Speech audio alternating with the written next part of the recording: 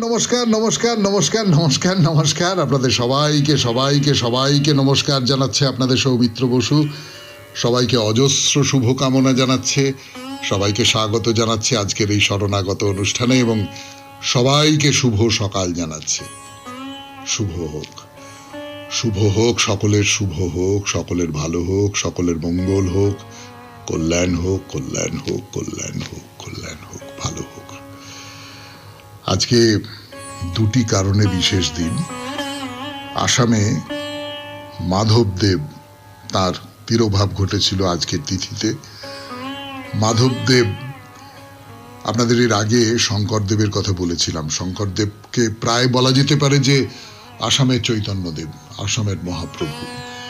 তিনি বৈষ্ণব ধর্ম প্রচার করেছিলেন, সেই রকমভাবেই তার কীর্তি চারপাশে ছড়িয়ে পড়েছিল এবং তার সম্পর্কে আমরা বলেছিলাম এর আগে কোন একটা শরণাগতে, এই ইদানিংকালের মধ্যে, খুব কিছুদিন আগে। মাধবদেব তার প্রিয়তম শিষ্য এবং একই সঙ্গে তিনি বৈষ্ণব আন্দোলনের একজন মুখ।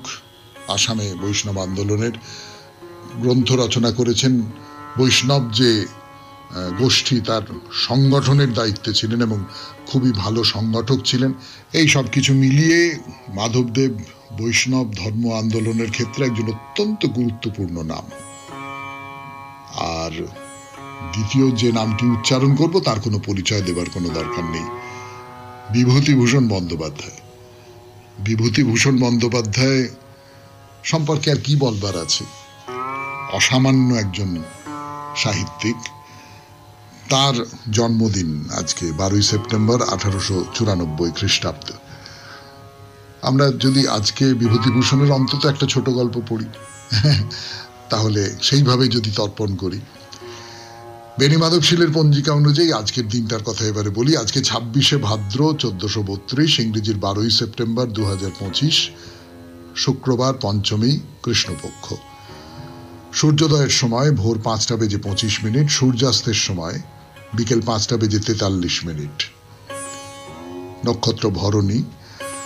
আজকে জন্মে মেষ রাশি, ক্ষত্রিয় বর্ণ, মতান্তরে বৈশ্যবর্ণ, নরগণ। অপরাহ্ন 4:31 গতে রাক্ষসগণ।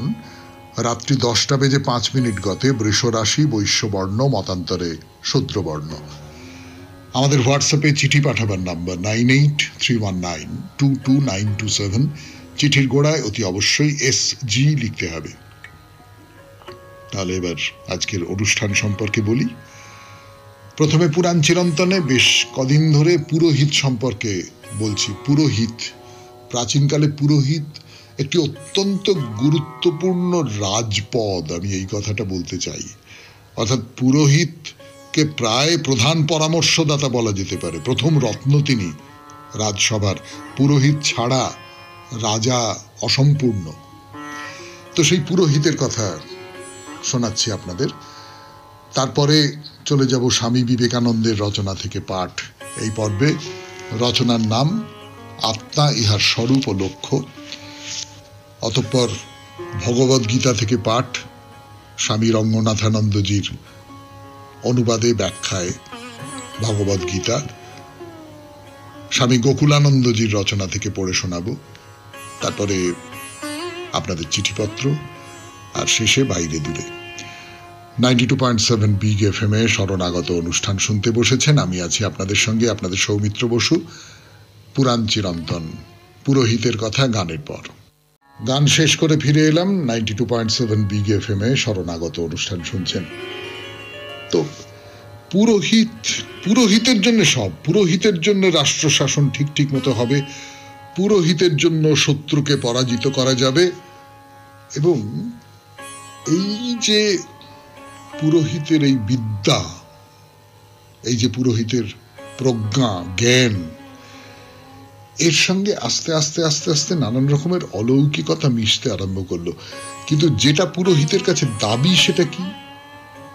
সেটা হচ্ছে পুরোহিত বেদ খুব ভালো করে জানবেন, ইতিহাস খুব ভালো করে জানবেন। ইতিহাস বলতে আপনারা জানেন যে আমাদের দেশে ইতিহাসের ধারণাটা ওই রকম ছিল না।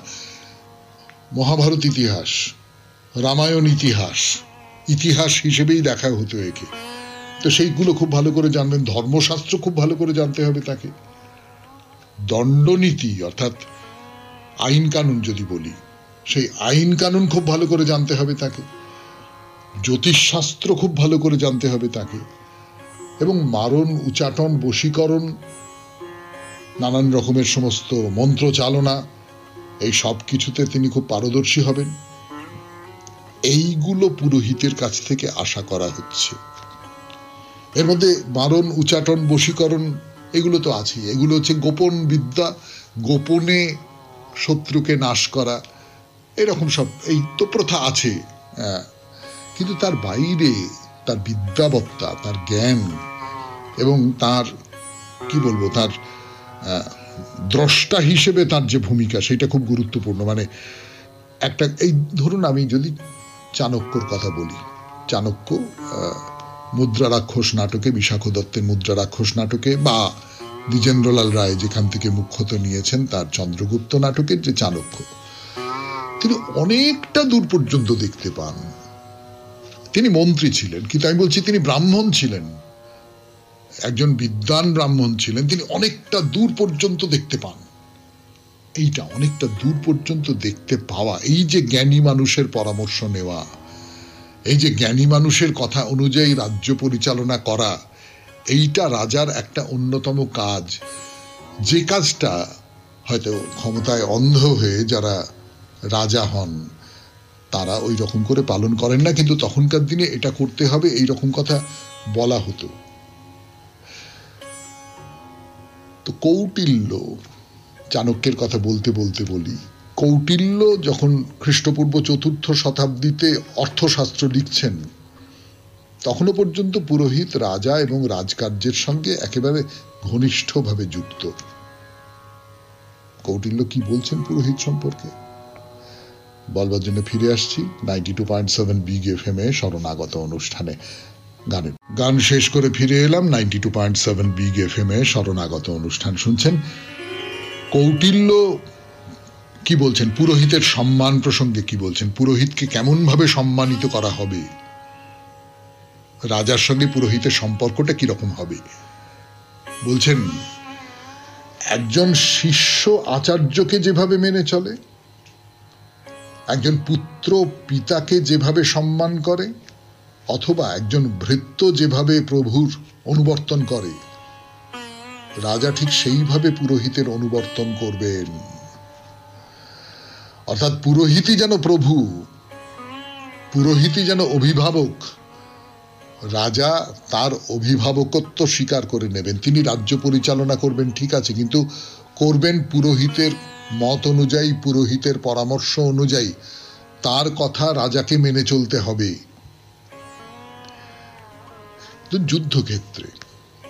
যুদ্ধক্ষেত্রে সৈন্যদের কিভাবে চালনা করব, কৌটিল্য বলছেন যে হ্যাঁ, সেনাপতি থাকবেন, রাজা তো থাকবেন, সেনাপতি থাকবেন, কিন্তু পুরোহিতও থাকবেন, পুরোহিতকেও থাকতে হবে। এবং যুদ্ধের ঠিক আগে পুরোহিত রীতিমতো বৈদিক মন্ত্র উচ্চারণ করে সৈনিকদের বলবেন যে সম্মুখ যুদ্ধে তুমি যদি লড়াই করো, করে যদি তোমার মৃত্যু হয় তাহলে তুমি স্বর্গ লাভ করবে।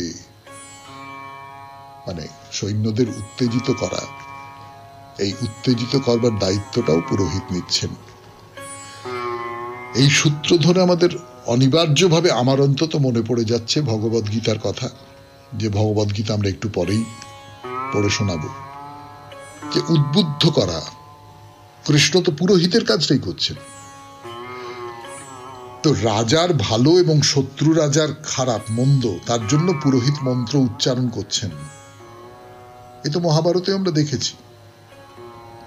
কিভাবে দেখেছি, কখন দেখেছি, সেটা আজকে থাক, আবার আগামীকাল 92.7 বিগ এফএম এ শরণাগত অনুষ্ঠানে। এরপর গানের পর স্বামী বিবেকানন্দের রচনা থেকে পড়ে শোনাবো আমি আপনাদের সৌমিত্র বসু।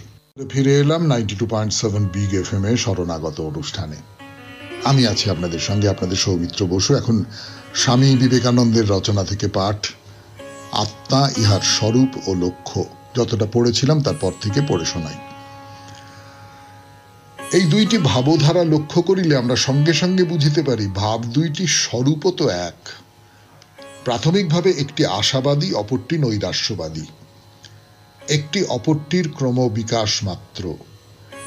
ইহা খুবই সম্ভব যে অতি প্রাচীনকালে আর্যগণও মিশরীয়দের ন্যায় একই ভাবধারা পোষণ করিতেন। তাহাদের প্রাচীন শাস্ত্রসমূহ অধ্যয়ন করিলে আমরা এই কথার সম্ভাব্যতা বুঝিতে পারি। কিন্তু ভাবটি যথার্থই সুন্দর এবং অপূর্ব। যখন কোনো ব্যক্তির মৃত্যু হয় তখন এই আত্মা পিতৃপুরুষগণের নিকট গমন করিয়া তাহাদের সহিত সুখৈশ্বর্য উপভোগ করে। পিতৃপুরুষগণ আত্মাকে খুবই সদয়ভাবে গ্রহণ করেন। আত্মা সম্বন্ধে ভারতের প্রাচীনতম ধারণা এইরূপ। পরবর্তীকালে এই ভাবটি উচ্চ হইতে উচ্চতর পর্যায়ে গিয়া পৌঁছিয়াছে। তখন দেখা গেল তাহারা পূর্বে যাহাকে আত্মা বলিয়া অভিহিত করিতেন তাহা বস্তুত আত্মা নয়। এই জ্যোতির্ময় দেহ, সূক্ষ্ম দেহ, যত সূক্ষ্মই হোক না কেন, বস্তুত দেহ মাত্র, এবং সূক্ষ্ম বা স্থূল সকল দেহই কোনো না কোনো উপাদানের দ্বারা গঠিত। যাহা কিছু কোনো প্রকার অবয়ব বিশিষ্ট তাহা অবশ্যই সীমিত, তাহা কখনোই চিরস্থায়ী হইতে পারে না। যাহা অবয়ব বিশিষ্ট তাহাই পরিবর্তনশীল, আর যাহা পরিবর্তনশীল তাহা কিরূপে নিত্য হইতে পারে? সুতরাং এই জ্যোতির্ময় দেহের পশ্চাতে তাহারা যেন একটি সত্তা অনুভব করিয়াছেন, যাহাকে মানুষের আত্মা নামে অভিহিত করা যায়। ইহাকেই আত্মা বা জীবাত্মা বলা হইয়া থাকে। আত্মা সম্বন্ধীয় ধারণা এইখানেই আরম্ভ হইল। এটিকেও অবশ্য বহু পরিবর্তনের মধ্য দিয়া যাইতে হইয়াছে। কেহ চিন্তা করিলেন এই জীবাত্মা নিত্য, কেহ ভাবিয়াছেন ইহা অতি সূক্ষ্ম, প্রায় একটি অণুর মতো সূক্ষ্ম। ইহা শরীরের একটি বিশেষ অংশে বাস করে এবং যখন একজন মৃত্যুমুখে পতিত হয় তাহার জীবাত্মা জ্যোতির্ময় দেহটিকে সঙ্গে লইয়া অন্তর্হিত হয়। আবার আরেক দল আছেন, তাহারা স্বীকার করেন না যে জীবাত্মা আণবিক প্রকৃতি বিশিষ্ট। জ্যোতির্ময় দেহ যে জীবাত্মা নয় একথা বলিতে গিয়া তাহারা যে যুক্তি দেন, জীবাত্মার আণবিক প্রকৃতি অস্বীকার করিতে গিয়াও তাহারা সেই একই যুক্তি প্রদর্শন করেন। শুনলেন স্বামী বিবেকানন্দের রচনা থেকে পাঠ। 92.7 বিগ এফএম এ শরণাগত অনুষ্ঠানে এইবার ভগবদ গীতা। গানের পর ফিরে এলাম ভগবদ গীতা থেকে পাঠ। স্বামী রঙ্গনাথানন্দজি তিনি ভগবদ গীতার অনুবাদ তো করেইছেন, ব্যাখ্যা করেছেন, এবং সেই কি সম্পন্ন ব্যাখ্যা, কি ঐশ্বর্যময় ব্যাখ্যা। ব্যাখ্যা করতে করতে তিনি যে কত দিকে ছড়িয়ে পড়ছেন তার কোনো ইয়ত্তা নেই। যতটা পড়েছিলাম তারপর থেকে পড়ি। মহান দ্রষ্টা পুরুষ ডেলফির দিব্যবাণীর মাধ্যমে, আপনাদের বলে রাখি, মানে লোভ হচ্ছে তো খুব সামলাতে পারছি না, সেটা হচ্ছে আমি খুব সম্প্রতি এই গ্রিসে গিয়েছিলাম, ডেলফির মন্দির দেখে এসেছি। এখন খুব কয়েকটা থাম রয়েছে, একটা উঁচু চত্বর, সেই চত্বরের উপর কয়েকটা থাম, তার বাইরে আর কিছু নেই, মাথার উপরে ছাদ টাদ আর কিছু নেই। কিন্তু ডেলফির মন্দির আমি দেখে এসেছি। হ্যাঁ, না পড়ি। মহান দ্রষ্টা পুরুষ ডেলফির দিব্যবাণীর মাধ্যমে প্রাচীন গ্রিসেরও মর্মবাণী হল, মানব নিজ স্বরূপকে জানো। তুমি হয়তো নক্ষত্রাদি, পৃথিবী, আরো সবকিছু জানতে পারো, তা জানো, কিন্তু শ্রেষ্ঠ জ্ঞান হলো তোমার আপন স্বরূপ সম্বন্ধে জ্ঞান। যখন তুমি তোমার প্রকৃত স্বরূপকে, তোমার জন্মহীন, মৃত্যুহীন, চিরশুদ্ধ ইত্যাদি লক্ষণযুক্ত স্বরূপকে জানতে পারো, তখন তোমার জীবনেও অন্যের সহিত তোমার ব্যবহারে কত বড় পরিবর্তনই না আসবে। সব রকম অপরাধ, কর্তব্য কর্মে অবহেলা, ক্ষুদ্রতা, নীচতা মানব জীবন থেকে দূরীভূত হবে। তাই প্রত্যেক মানবের ক্ষেত্রেই এ বিষয়ে একটু মনোযোগ দেওয়া একান্তই প্রয়োজন। মানব সম্বন্ধীয় অনুসন্ধানকে একেবারে পেছনে ফেলে রেখে, সহজ কথায় আপন সত্তার অনুসন্ধানকে বর্জন করে তোমরা কেবল জড় বিজ্ঞানেরই চর্চা করে এসেছো। 200 বছর এই ধরনের পর্যালোচনার পর সৌভাগ্যের বিষয়ে আধুনিক মানব সভ্যতা আবার ধীরে ধীরে দৃষ্টি ফেরাচ্ছে সকল রহস্যের গূঢ়তম রহস্যের দিকে, মানব সত্তার অন্তরস্থ আত্মার দিকে। আমার প্রকৃত স্বরূপ কি আমি দেখি, আমি বুঝি, এমনকি জগৎকেও বুঝি, কিন্তু যার এই শক্তি, সেই আমিটির স্বরূপ কি এটি একটি লক্ষণীয় বিষয়, তাই বহু প্রখ্যাত বৈজ্ঞানিক এই নতুন অনুসন্ধান ক্ষেত্রটির তাৎপর্য লক্ষ্য করে নানা রকমের আভাস ও প্রস্তাব উপস্থাপিত করেছেন। মানব সত্তা, সে নর হোক বা নারী হোক, তাকে নিয়েই গভীরভাবে পর্যালোচনা করা যাক। বর্তমানে সব রকম জাগতিক দুঃখ, কষ্ট, মানব মনের যাবতীয় বিকারের কারণ হলো এ বিষয়ের পর্যালোচনাকে অবহেলা করা। আমি কেন ক্ষুদ্র? আমি কেন অপরাধ করি? এ প্রশ্নের উত্তর হলো, আমি আমার প্রকৃত স্বরূপ সম্বন্ধে অজ্ঞ। আমি মনে করি আমি দেহ মাত্র, আমি কেবল ইন্দ্রিয়ের গণ্ডিতে আবদ্ধ ব্যক্তিমাত্র, প্রজননতন্ত্রে আবদ্ধ ক্ষুদ্র অহংবোধ। আমার প্রকৃত মাত্রা সম্বন্ধে অববোধ আমার নেই। শুনছেন ভগবদ গীতা থেকে পাঠ, 92.7 বিগ FM এ শরণাগত অনুষ্ঠানে। আরো পাঠ করবার জন্য ফিরে আসছি গানের পর ফিরে এলাম ভগবদ গীতা থেকে পাঠ। স্বামী রঙ্গনাথানন্দজি তিনি ভগবদ গীতার অনুবাদ তো করেইছেন, ব্যাখ্যা করেছেন, এবং সেই কি সম্পন্ন ব্যাখ্যা, কি ঐশ্বর্যময় ব্যাখ্যা। ব্যাখ্যা করতে করতে তিনি যে কত দিকে ছড়িয়ে পড়ছেন তার কোনো ইয়ত্তা নেই। যতটা পড়েছিলাম তারপর থেকে পড়ি। মহান দ্রষ্টা পুরুষ ডেলফির দিব্যবাণীর মাধ্যমে, আপনাদের বলে রাখি, মানে লোভ হচ্ছে তো খুব সামলাতে পারছি না, সেটা হচ্ছে আমি খুব সম্প্রতি এই গ্রিসে গিয়েছিলাম, ডেলফির মন্দির দেখে এসেছি। এখন খুব কয়েকটা থাম রয়েছে, একটা উঁচু চত্বর, সেই চত্বরের উপর কয়েকটা থাম, তার বাইরে আর কিছু নেই, মাথার উপরে ছাদটাদ আর কিছু নেই। কিন্তু ডেলফির মন্দির আমি দেখে এসেছি। হ্যাঁ, না, পড়ি। মহান দ্রষ্টা পুরুষ ডেলফির দিব্যবাণীর মাধ্যমে প্রাচীন গ্রিসেরও মর্মবাণী হলো, মানব, নিজ স্বরূপকে জানো। তুমি হয়তো নক্ষত্রাদি, পৃথিবী, আরো সবকিছু জানতে পারো, তা জানো, কিন্তু শ্রেষ্ঠ জ্ঞান হলো তোমার আপন স্বরূপ সম্বন্ধে জ্ঞান। যখন তুমি তোমার প্রকৃত স্বরূপকে, তোমার জন্মহীন, মৃত্যুহীন, চিরশুদ্ধ ইত্যাদি লক্ষণযুক্ত স্বরূপকে জানতে পারো, তখন তোমার জীবনেও অন্যের সহিত তোমার ব্যবহারে কত বড় পরিবর্তনই না আসবে। সব রকম অপরাধ, কর্তব্য কর্মে অবহেলা, ক্ষুদ্রতা, নীচতা মানব জীবন থেকে দূরীভূত হবে। তাই প্রত্যেক মানবের ক্ষেত্রেই এ বিষয়ে একটু মনোযোগ দেওয়া একান্তই প্রয়োজন। মানব সম্বন্ধীয় অনুসন্ধানকে একেবারে পেছনে ফেলে রেখে, সহজ কথায় আপন সত্তার অনুসন্ধানকে বর্জন করে তোমরা কেবল জড় বিজ্ঞানেরই চর্চা করে এসেছ। 200 বছর এই ধরনের পর্যালোচনার পর সৌভাগ্যের বিষয় আধুনিক মানব সভ্যতা আবার ধীরে ধীরে দৃষ্টি ফেরাচ্ছে সকল রহস্যের গূঢ়তম রহস্যের দিকে, মানব সত্তার অন্তরস্থ আত্মার দিকে। আমার প্রকৃত স্বরূপ কি? আমি দেখি, আমি বুঝি, এমনকি জগৎকেও বুঝি, কিন্তু যার এই শক্তি, সেই আমিটির স্বরূপ কি? এটি একটি লক্ষণীয় বিষয়, তাই বহু প্রখ্যাত বৈজ্ঞানিক এই নতুন অনুসন্ধান ক্ষেত্রটির তাৎপর্য লক্ষ্য করে নানা রকমের আভাস ও প্রস্তাব উপস্থাপিত করেছেন। মানব সত্তা, সে নর হোক বা নারী হোক, তাকে নিয়েই গভীরভাবে পর্যালোচনা করা যাক। বর্তমানে সব রকম জাগতিক দুঃখ, কষ্ট, মানব মনের যাবতীয় বিকারের কারণ হলো এ বিষয়ের পর্যালোচনাকে অবহেলা করা। আমি কেন ক্ষুদ্র? আমি কেন অপরাধ করি? এ প্রশ্নের উত্তর হলো, আমি আমার প্রকৃত স্বরূপ সম্বন্ধে অজ্ঞ। আমি মনে করি আমি দেহ মাত্র, আমি কেবল ইন্দ্রিয়ের গণ্ডিতে আবদ্ধ ব্যক্তিমাত্র, প্রজননতন্ত্রে আবদ্ধ ক্ষুদ্র অহংবোধ। আমার প্রকৃত মাত্রা সম্বন্ধে অববোধ আমার নেই। শুনছেন ভগবদ গীতা থেকে পাঠ, 92.7 বিগ FM এ শরণাগত অনুষ্ঠানে। আরো পাঠ করবার জন্য ফিরে আসছি গানের পর।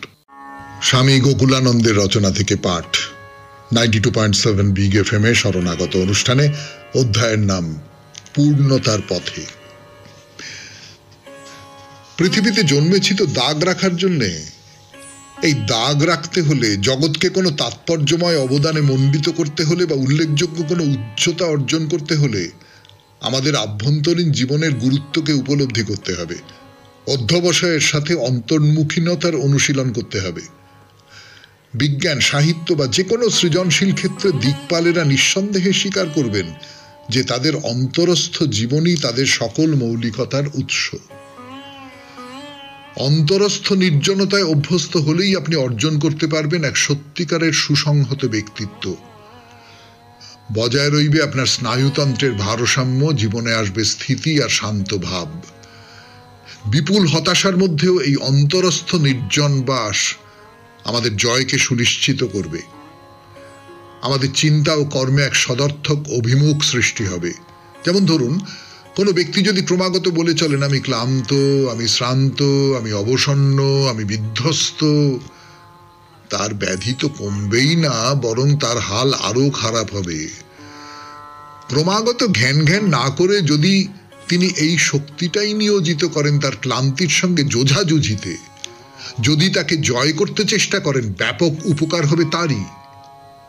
যে চ্যালেঞ্জই আসুক না কেন, যত ঘাত প্রতিঘাতই আসুক না কেন, সঠিক মনোবৃত্তি নিয়ে নির্ভীকভাবে তাদের গ্রহণ করতে পারলেই জীবনের অর্ধেক সমস্যার সমাধান হয়ে যায়। এক্ষেত্রে আরেকটি কথা মনে রাখার মতো, তা হলো আমরা যেন আমাদের সীমাবদ্ধতা সম্পর্কে সচেতন হই। আমি কতটুকু পারি, কতদূর পারি না, সে সম্পর্কে আমাদের ধারণা না থাকলে কি করে চলবে? কিছু কিছু ব্যক্তি আছেন যারা আশা করেন যে কোনো কাজেই তারা হাত দিন না কেন তা নিখুঁত না হয়েই পারে না। ব্যর্থতা এলেই অসহ্য মানসিক চাপের কবলে পড়েন এরা। সুতরাং আমাদের কতদূর সাধ্য, কতটুকু আমরা করতে পারি, সে সম্পর্কে আমাদের আরো বাস্তববাদী দৃষ্টিভঙ্গি থাকা একান্ত প্রয়োজন। শুনলেন স্বামী গোকুলানন্দের রচনা থেকে পাঠ, পূর্ণতার পথে। পূর্ণতার পথে কে না যেতে চায় বলুন? এবারে গান, এবং গানের পর আপনাদের চিঠিপত্র। চিঠিপত্র পড়ার পালা।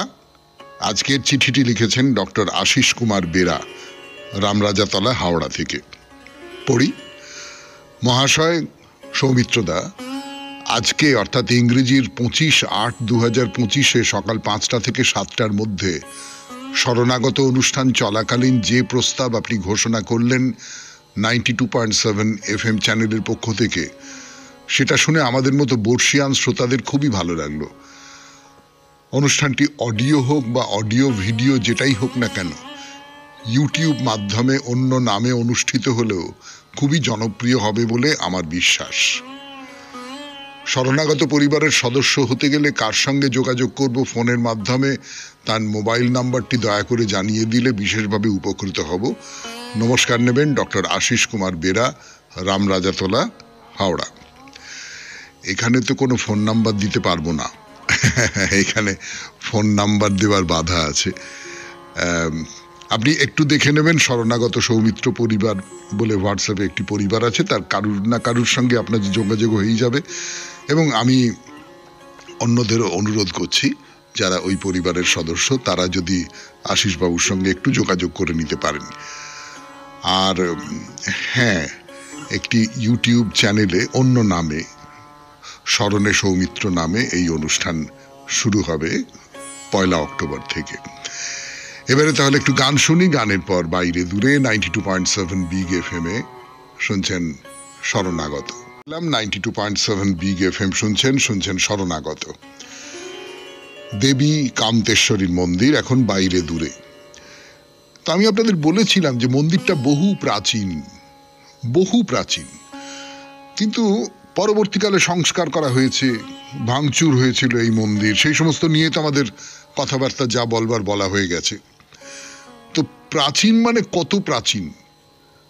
ধরুন সেই পাল যুগের দুটি মূর্তি এখানে দেখা গেছে।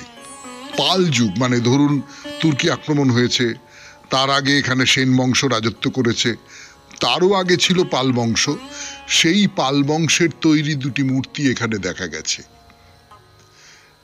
মন্দিরের উত্তর দিকের দেওয়ালে একটা সূর্য মূর্তি দেখবেন, সেটা পণ্ডিতেরা বলছেন যে সেইটা ওই পাল যুগের তৈরি।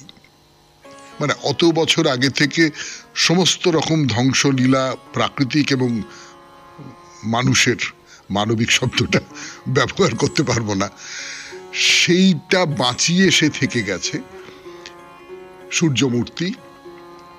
আর মন্দিরের দক্ষিণ পূর্ব কোণের দিকের দেওয়ালে দেখতে পাবেন ওই পালযুগের একটি বিষ্ণুর মূর্তি। তাহলে ভেবে দেখুন কত প্রাচীন হতে পারে এই মন্দির। তো বুঝতেই পাচ্ছেন যে পাল যুগের এই মূর্তিগুলোর কথা বলছি, এগুলো একেবারেই প্রত্নতাত্ত্বিক নিদর্শন হয়ে আছে, ইতিহাসের অন্তর্গত হয়ে আছে এরা। তো যাই হোক, এইবার আমরা ভেতরে প্রবেশ করি, দেবী কামতেশ্বরীর মন্দিরের ভেতরে। ভেতরে এই যে দেবী কামতেশ্বরীর মন্দির, খুব ছোট্ট একটি মূর্তি, একটা বেশ বড় সিংহাসন, তার মধ্যে প্রচুর রঙিন ঝলমলে কাপড়, মালা ইত্যাদি সব দেওয়া রয়েছে। মানে তার ভেতরে কোথায় দেবী রয়েছেন সেইটা ভালো করে প্রায় দেখাই যায় না। মানে আপনার মনের মধ্যে এই গানটা জেগে উঠতে পারে যে তোমার পূজার ছলে তোমায় ভুলেই থাকি। না, গানটা যে খুব সুপ্রযুক্ত হবে তা নয়। যারা আসেন তারা দেবীকেই দর্শন করতে আসেন, কিন্তু তার চারপাশে এত আয়োজন, ভক্তদের ভালোবাসা, ভক্তদের বিনতি, ভক্তদের খুব ইচ্ছে করে দেবীকে খুব সুন্দর করে সাজাতে, কিন্তু দেবী খুব ছোট্ট, খুব একটুখানি একটা জায়গা জুড়ে তিনি রয়েছেন। তো দর্শন হলো, এবার বাইরে বেরিয়ে এলাম। একটা খুব ছোট্ট জিনিস দেখাই আপনাদের।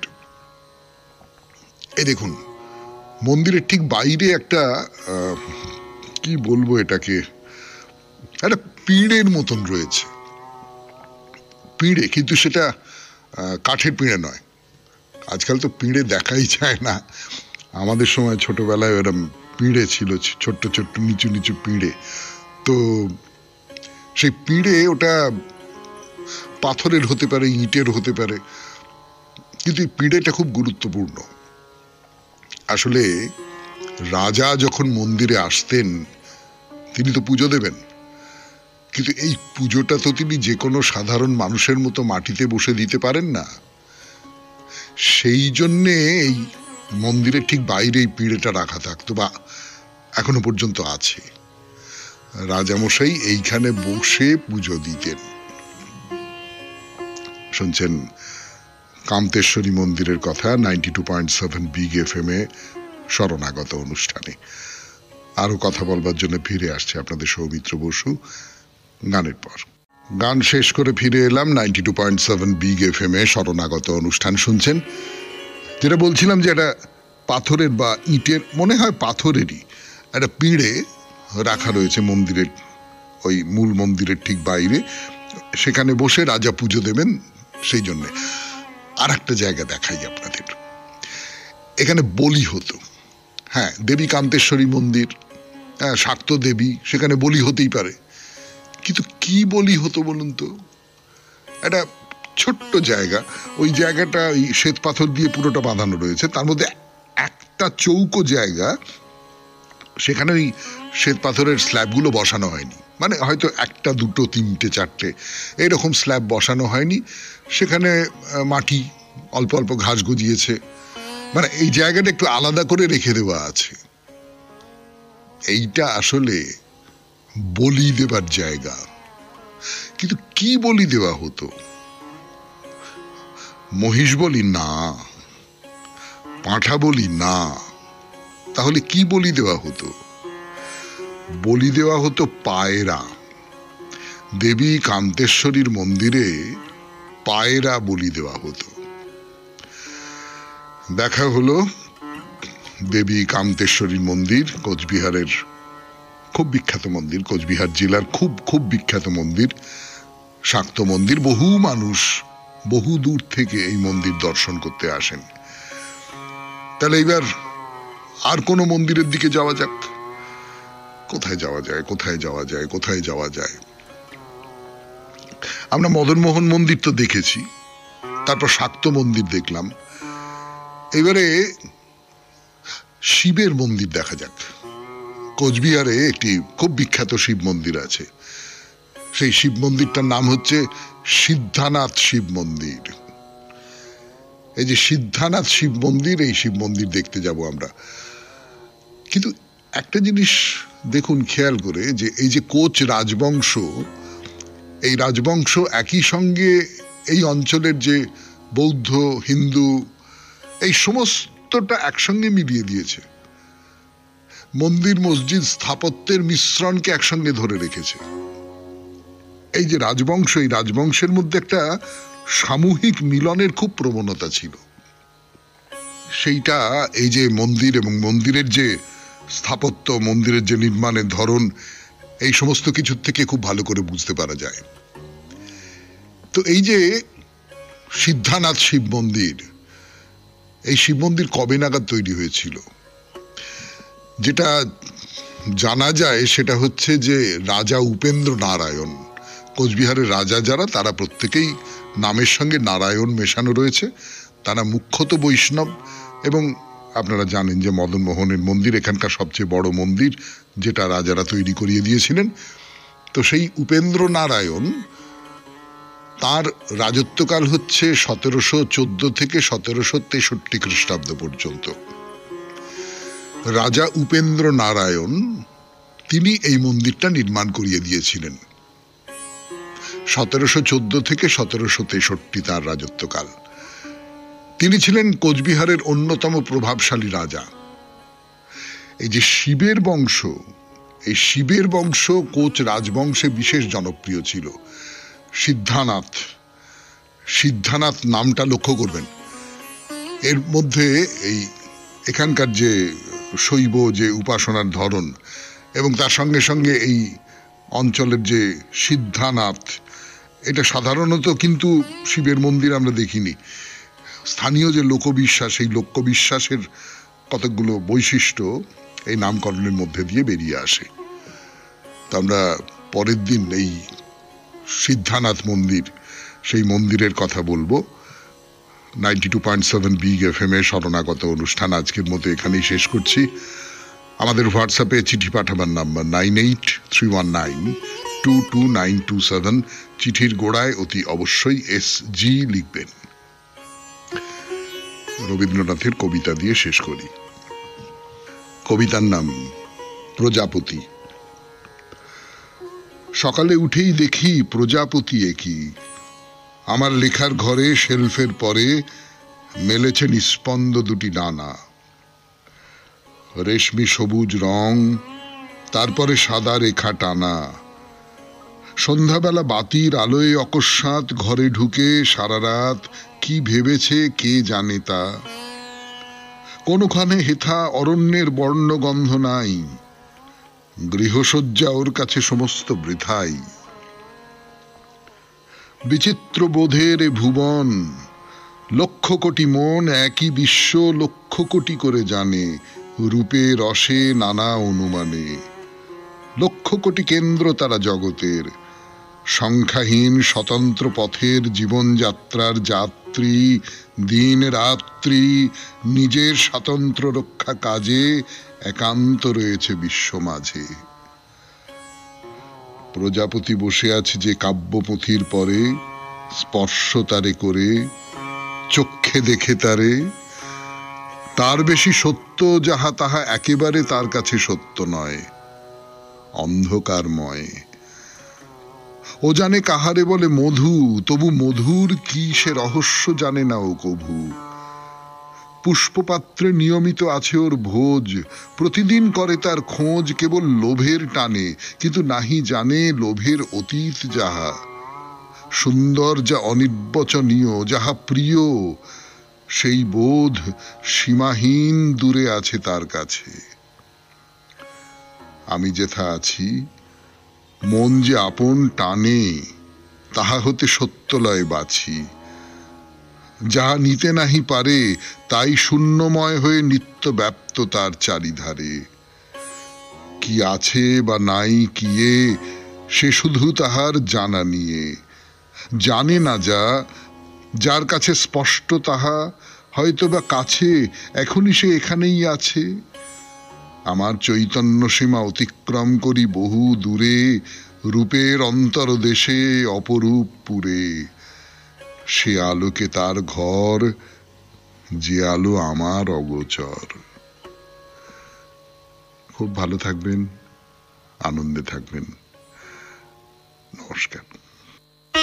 নমস্কার নমস্কার নমস্কার নমস্কার নমস্কার আপনাদের সবাইকে নমস্কার জানাচ্ছে আপনাদের সৌমিত্র বসু।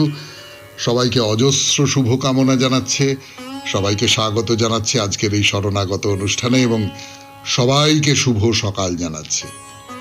শুভ হোক, শুভ হোক, সকলের শুভ হোক, সকলের ভালো হোক, সকলের মঙ্গল হোক, কল্যাণ হোক, কল্যাণ হোক, কল্যাণ হোক, কল্যাণ হোক, ভালো হোক। আজকে দুটি কারণে বিশেষ দিন।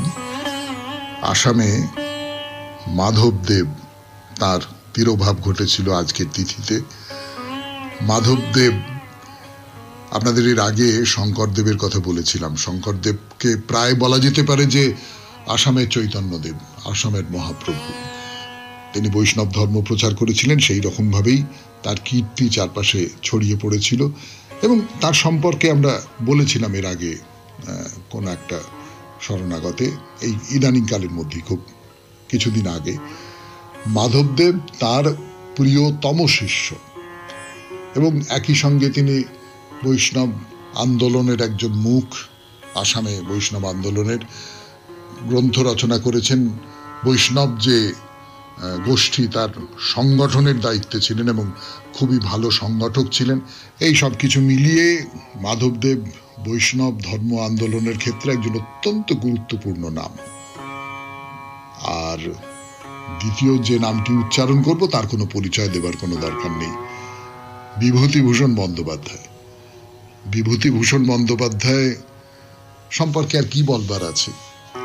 অসামান্য একজন সাহিত্যিক। তার জন্মদিন আজকে 12ই সেপ্টেম্বর 1894 খ্রিস্টাব্দ। আমরা যদি আজকে বিভূতিভূষণের অন্তত একটা ছোট গল্প পড়ি, তাহলে সেইভাবে যদি তর্পণ করি। বেণী মাধবশীলের পঞ্জিকা অনুযায়ী আজকের দিনটার কথা এবারে বলি। আজকে 26শে ভাদ্র 1432, ইংরেজির 12ই সেপ্টেম্বর 2025, শুক্রবার, পঞ্চমী, কৃষ্ণপক্ষ।